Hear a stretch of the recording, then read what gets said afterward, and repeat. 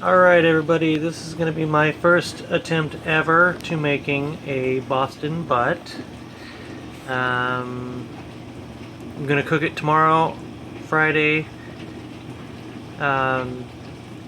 Get us a good low and slow, about 225-250 degrees. Tonight I am brining this sucker. You can see it's about a 7-pound Boston butt. In the brine I've got some non-iodized salt, some water, some peppercorns, and some Memphis seasonings. Now you can use whatever you want. Really the brine only calls for water and salt, but you do not want to use your regular table salt, which is an iodized. You want to use non-iodized. If you use an iodized salt, it will dry it out instead of filling it full of fluids. So in a minute I'm going to take this out of here and I'm going to put the rub on it and I'm going to wrap it up in some plastic wrap and put it in the fridge overnight, and then in the morning it's going to go on for about pretty much all day. Like I said, about 225, 250, no more than 275. And we're going to cook it low and slow with some charcoal and some hickory chips. And I'll show you more about that later. Alright, so let me show you the rest of it here in just a minute. Alright, so this is our Boston butt that's been brining for a little while. We've got our 7 to 8 pound Boston butt. One of the things that you need to look at is look at the fat side. If you look at this, it's nice and narrow. It's a very thin piece. We actually cut a lot of this off. You do not want a Boston butt that has a very thick fat side on it, because that won't do much for this side. It also doesn't add much flavor. You may think it does, but it doesn't, because it will never render down. It will never become juicy. So take some of that layer off if you have. This one wasn't too bad, but we took some of it off. Alright, so you can see it's bone in. This is going to be taken out relatively easy once it's all done. Alright, so first thing I should mention, since my hands are on this meat, the Dawn, I am a nurse. I make sure that I wash and be nice and clean. Your Boston butt has several different crevices in it. So one of the things you're going to want to do is, after you've brined it, you want to make sure that it's pretty close to room temperature. And this is not cold at all. We just put it in water when we brined it, along with the other spices. We didn't add any ice to it or anything like that. Alright, so what we've got here in the bowl is our rub that we're going to put on it. It's a dry rub. We've got Weber smoking rub. It's a really good one. It smells really good. You can use whatever rub you really want. You can use just salt, pepper, allspice, whatever you want to use. If you want to use ones that you've used before or heard on TV, that's fine. Along with the Weber smoking rub, we've got some garlic powder, and I'm using light brown sugar. If you want to use dark brown sugar, you can. The biggest reason that I'm using light brown sugar is because as it's added in here and you rub it on there, and as you cook it, it doesn't make everything brown up so big and dark right off the bat. It's going to make a nice outside dark meat and so forth, what we call burnt ends. And if you use the dark brown sugar, it's going to caramelize it even more. This has less molasses in it. That's what my wife told me. Alright, so I'm not going to trim anything else off here. I like what we've got here. This is a nice cut of meat. Alright, so first thing we're going to do is some yellow mustard. You can use whatever mustard you want. You can use Dijon if you're in that type of mode or whatever.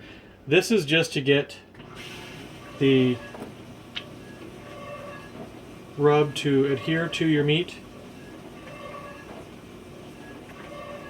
It doesn't do anything else. Once this cooks, you're not going to taste a mustardy type meat. All right, so rub it in there nice and generous. Get it around all the sides and so forth. You're also going to want to do the fat back side, which is this other side here, the side that you cut a little bit off of.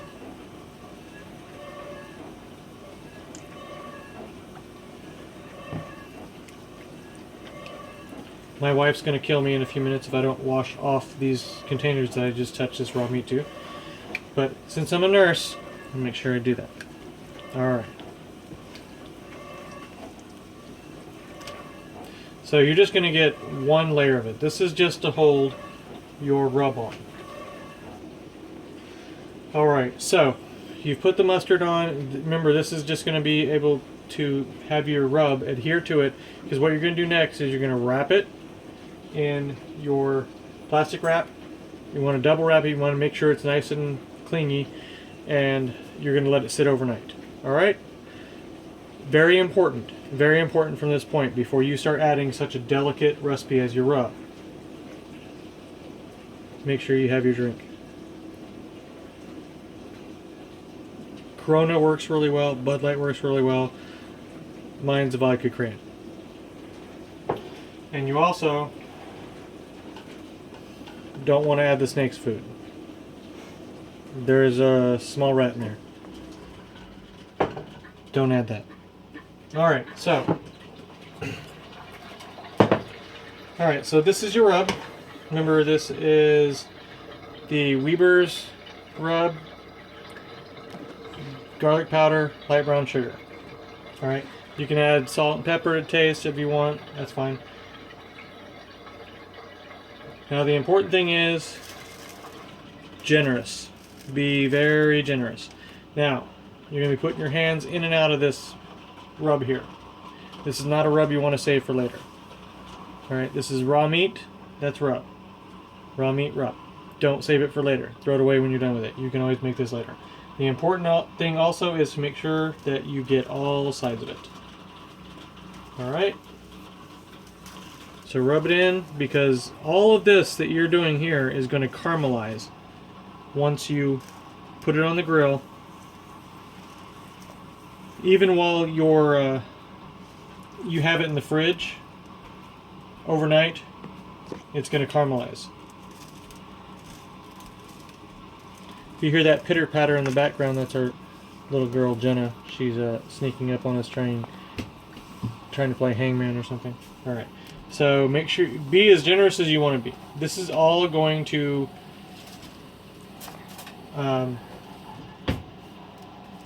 be part of your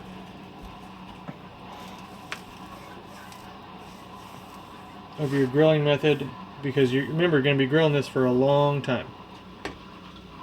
This is actually going to be smoked. It's going to be cooked off direct heat for most of the day. Remember, get all sides. Alright, get in the crevices. You're going to wrap this up. It's going to be sitting overnight. Get into all these crevices.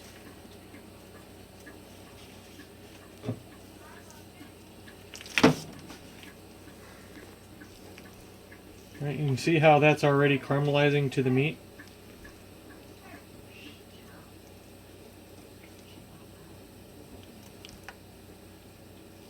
You want everything covered.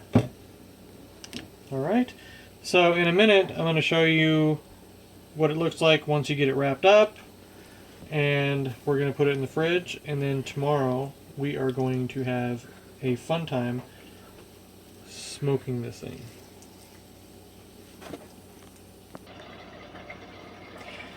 Alright, so you've put on your dry rub after you've brined it. You can brine this overnight, you can brine this for several hours. I brined it for several hours. I want it to go on tomorrow morning, so I went ahead and put the dry rub on it. And now I've wrapped it in plastic wrap. What you're going to do with this now is put it in the fridge overnight, and then when you take this out tomorrow, make sure, take it out first thing. You want this to be as close to room temperature as you can get it before you put it on your grill, because you're going to set your heat tomorrow. When we start up the grill tomorrow, you'll see it. We're going to get it to anywhere between 225, 275. I want to keep it as close to 225 as I can. 250 is fine, whatever you want to do, however your grill works. But when you put this on, if you take it straight out of the fridge and put it on there, it's going to cool your grill down. Alright, so put this at room temperature. So before you get things fired up tomorrow, like I'm going to do my coffee. I'm going to take this out before I do my coffee, let it sit out at room temperature, get to room temperature, do my grill, get it all fired up and ready to go at a stable temperature, and then by that time this should be room temperature. Okay? So it's all set. We are going to let it sit in the fridge overnight and soak in the marinade or the dry rub, and we'll put it on the grill tomorrow. Alright, we'll see you then. Alright, good morning folks. It is the day we're going to put the Boston butt on the grill, as you can see. Alright, here is my fuel source. We got combinations of some charcoal and some hickory. I'm just getting it fired up. I think it is to a good temperature. There's no numbers on this, but this is right around 250-ish. And when I put this Boston butt on, it might cool this down a little bit, so we're doing good. So, as you can see, I have my drip pans. This is what I'm going to make my juice with to base the Boston butt when I'm done with it. Keep it nice and moist. That is my pan of concentrated apple juice, no water, just the apple juice from the can.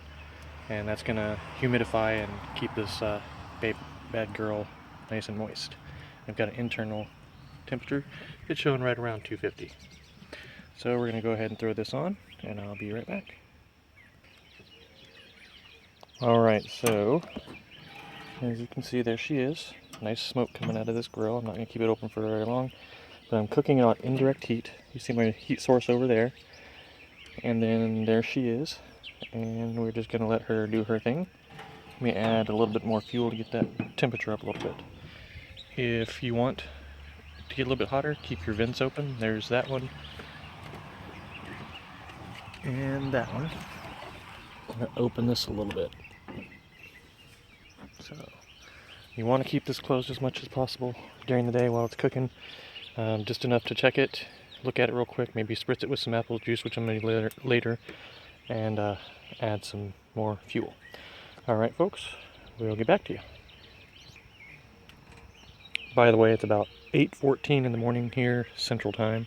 This thing is going to stay on for many hours, and we'll see how she goes. Alright, so we are an hour and almost 45 minutes into our cook. I just added some more charcoal. So you can see the charcoal still there. I'll put some more wood on it later to smoke some more. Temperature is almost right where I want it, so I just added charcoal, so that's going to go up. I want it about a half an inch up on the temperature that it is now, to keep it around 250-ish. So this is the baby. I just spritzed her with some apple juice. Just apple juice and water like you would drink. Spritzed it out of a spray bottle. She's looking really good. Temperature is a little bit lower than I want it, but it's going to get there. So I'll open a vent, let some more air through to get it going. So about an hour and a half in, and we're just going to keep going. I'll talk to you in a bit. Okay, so we are about a little over 5.5 hours into this cook, and my temperature is going a little bit higher than I want it. So I'm going to close my vents, and here's what we look like right now. Yeah, she's pretty. I've been spritzing her with apple juice, just like you would make from concentrate, apple juice and water, just like you drink.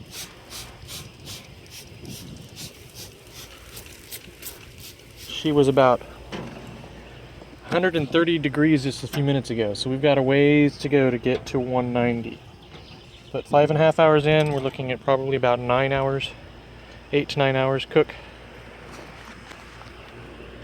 Probably got a little bit more fuel on there than I want, but I'm trying to get it to smoke, and it's doing a great job of smoking. All right, so we're gonna keep checking in, and we'll let you know how it goes. All right, so 12 hours and 15 minutes after we started this at 8:14 this morning, here we are. We have pulled our Boston butt, and we have let it rest. I'm telling you right now, this thing is falling apart. It almost did not want to come off the grill. Look at that. Very tender. It reached 190. And as you can see, it is falling apart. I mean, this is going to be easy to make pulled pork sandwiches off of. Amazing. Look at that. Now, if you look at this, some people who don't watch these videos or don't know much about this are going to look at the color of it. This is not rare pork. That color is from the cook itself. If you were to do this in an oven, you wouldn't have that color.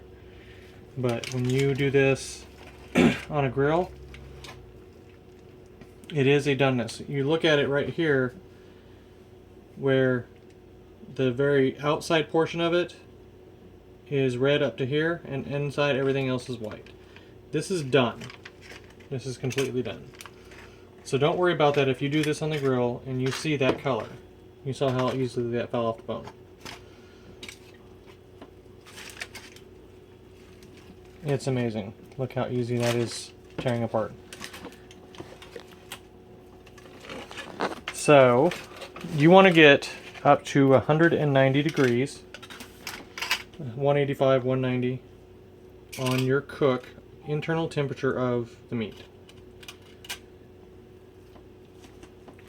And you can see how easily this is pulling, because we're going to make pulled pork out of this. We're not making sliced pork or whatever. This is going to be pulled pork sandwiches tomorrow. People can put barbecue sauce on it. They can put ranch dressing on it. I don't care what people do to it. Don't put ketchup on it. If you do, I'll hurt you. But you see how easily this is falling apart. So this is what you want. This is what we wanted. And this is what we got. It's awesome. I mean, this is going to make a lot of food for Memorial Day weekend. We're going to go through here, and as we pull it, we're going to separate out the really fatty parts. This type of thing we're going to pull off. Alright? So, put this on a bun of your choice, put this on a plate of your choice, whatever you want to do. I'm pretty sure there won't be any burnt ends still left of this when I'm done with it tonight. I don't know where they went, so, you know, don't tell anybody. This is a burnt end.